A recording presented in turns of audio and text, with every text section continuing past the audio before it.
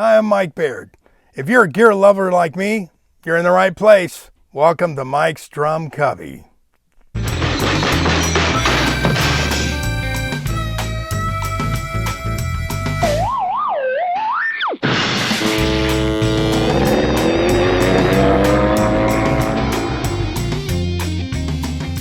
Welcome, Cubbers. Well, if you're new to the channel, the Cubby is about this big collection of gear that I have, but usually the stuff I use the most. But I also have new additions that I've added to my collection, which we'll talk about, and also be reviewing new gear that's not part of my collection, but might be, just might be. Anyway, if you like the channel, hit the subscribe button, give me a thumbs up, send a comment. But for now, let's get to the drum.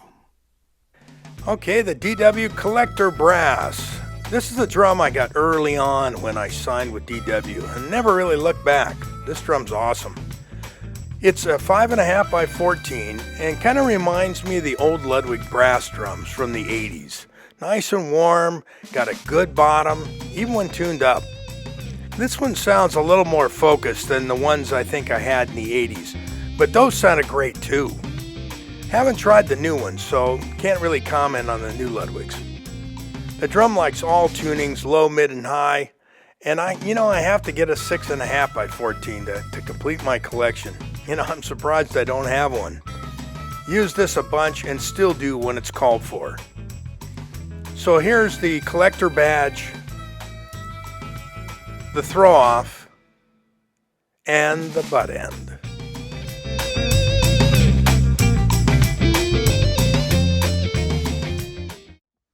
DW Collector Brass, 6.5 by 14.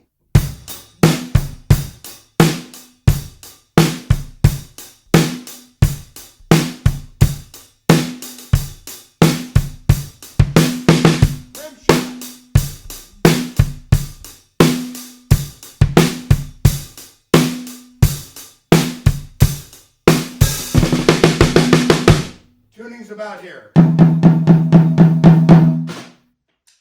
Higher tuning. Here we go.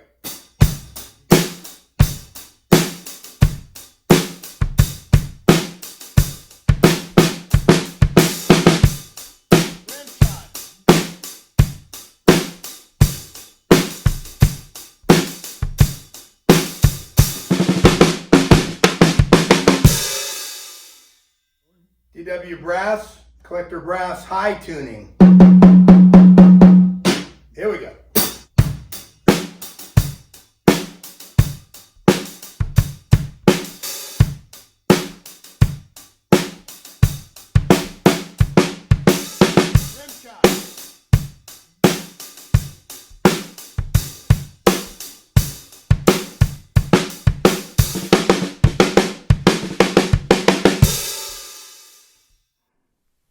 Okay, we're back.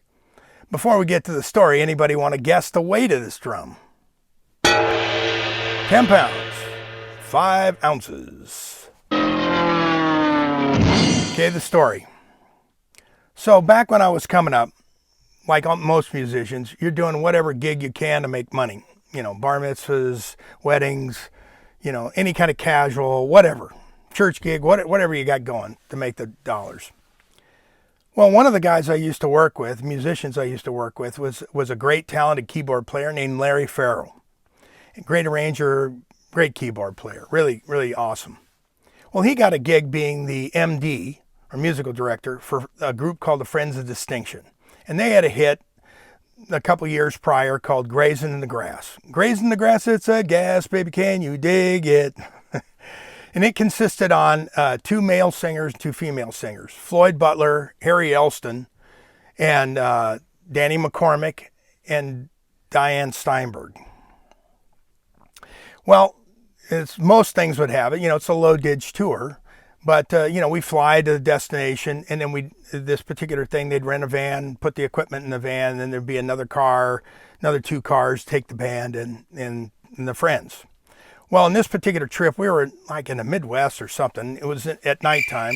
We rent the cars, we're driving, and it's dark out, whatever. And we're going to this gig. And I'm not sure exactly where it was. I didn't even know what the gig was, but I'm riding with the friends. Floyd's Butler's driving. Always loved to drive. No matter where it was, he loved to drive. And I was sitting in the back with the two girls. We're driving along, just cool, getting there, taking our time. It's all good. And all of a sudden, everything goes silent. You know how you hear the road noise of the tires and everything? It just, there's nothing happening. And all of a sudden, bam! The car just slams down. And we're bouncing all over the place. Girls are screaming. We're hitting our heads on the roof of the car. And it's like, oh my God, wow, whoa, whoa. Well, apparently the workers, for the road workers, had dug this giant trench and somebody had removed the signs, and we drove into this ditch. And the ditch was, I don't know, probably about 10 feet deep at least.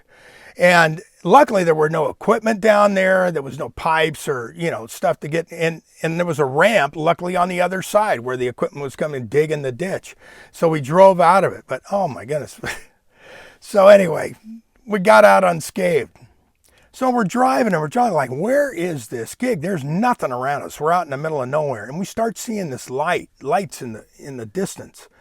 And then we start seeing like searchlights come on. And it's like, what the heck? And he goes, yeah, that's where we're going.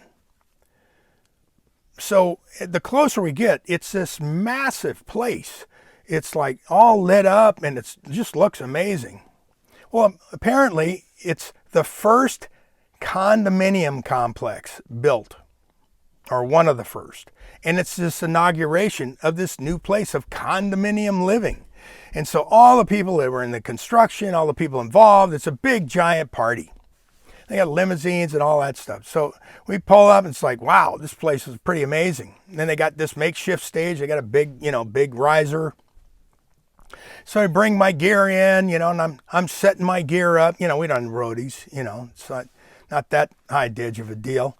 So I'm setting all my stuff up, and I had this brand new Ludwig kit, just great, like 8 toms, 7 toms, just awesome. It's stained, walnut stained, just bitching. And I'd ordered that with Bob Yeager from Pro Drum, and he told me at the time they're going to stop staining kits, so if you want one, you better get one. And so I got it, but it was double-headed, not concert toms. So I get the drums all set up, and I'm getting off the riser, and I'm looking at them like, oh man, do these drums look amazing.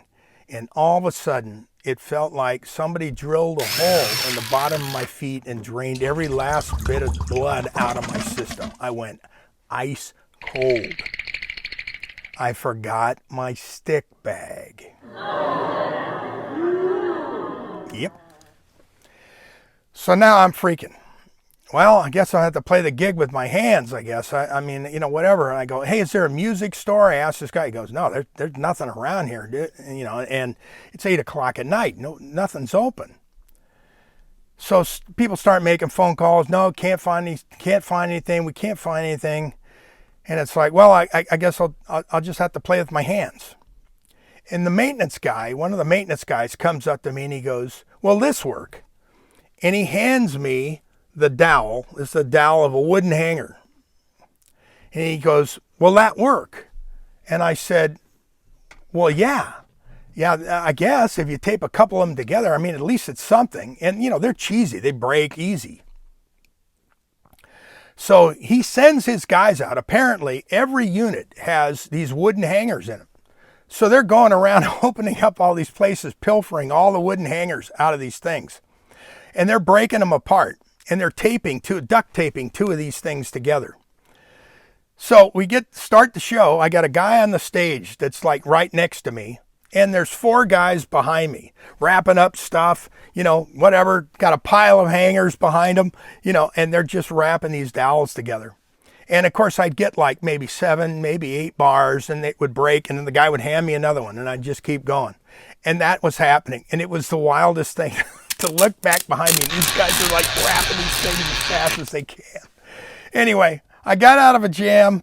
But, lesson learned, don't forget your stick bag. But I forgot my seat too, but that one's an easy one. There's always chairs somewhere, so you can always get by with that. But stick bag, a little difficult.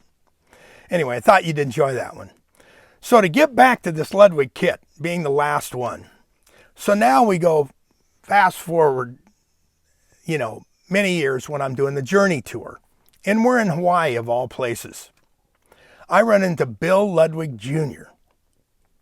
And he tells me the story that this kit that I had was the very last kit that they stained before they went to just getting wraps. So if you wanted a wood-looking kit, it would have been a wrap. And they did that for several years. Of course, now they're staining drums now. But he said he hand-picked the shells of this kit and watched them stain it. I thought that was kind of cool. Too bad I don't have that kit. I traded that kit in to Pro Drum when I became a pearl endorser for some pearls. Hindsight being 2020, should have kept the Ludwig kit and gotten the pearls, but whatever. Anyway, so we've come to the end of another episode of Mike's Drum Cubby. If you like the Cubby, hit the subscribe button, give me a thumbs up, send me a comment, and what do we say? And that's it. And we'll see you in a minute.